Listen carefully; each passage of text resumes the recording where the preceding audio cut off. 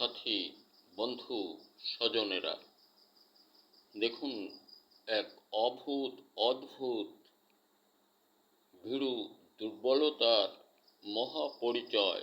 এটা সার্বক্ষণিক ডক্টর মোহাম্মদ ইউনূসকে বলে। ভারত ভয়ে ভীতু, তারা নিজেরাই প্রকাশ করে। উনি কোথায় গেলেন? তুরস্ক থেকে এটা কিনলেন। চীনের সঙ্গে সংযোগ কেন? পাকিস্তানের সঙ্গে যোগাযোগ কেন?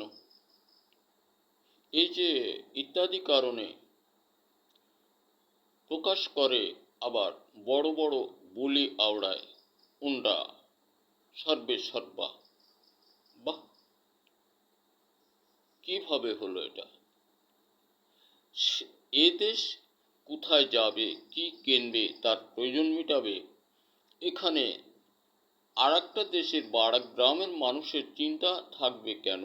থাকলে সেটা সে ভেতরে রাখুক, এই দুর্বলতা প্রকাশ করে কেন? হারিয়ে ভারত, নরেন্দ্র মোদী, এটা রাজনীতি না। রাজনীতি ডক্টর ইউনূস সাহেবের কাছ থেকে বুঝে নাও, শিখে নাও। রাজনীতি কাকে বলে?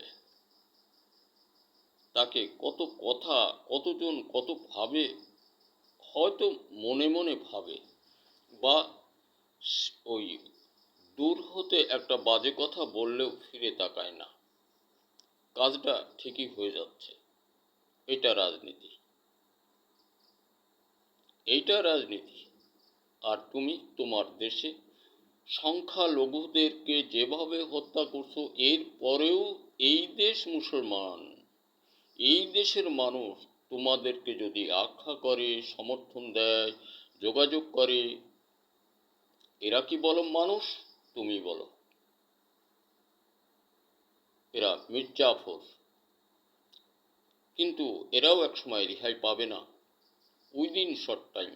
এরা যেটা ভাবছে ওটা নয়। এই দেশে আর কোনো নির্বাচন হবে না। নির্বাচন যদি হয়, জোর জবরদস্তি করে যদি কেউ নিতেও যায়, তাহলে ইউনূস সাহেবের দলের কি হবে? সাধারণ মানুষের কি হবে? তাদের উপন্যাসের আশঙ্কা তোমরাই ঢুকিয়ে দিয়েছ। কাজে কাজেই এখানে কোনো নির্বাচন হবে না। আর যদি হয়, তাহলে এই ডক্টর ইউনূস সাহেবের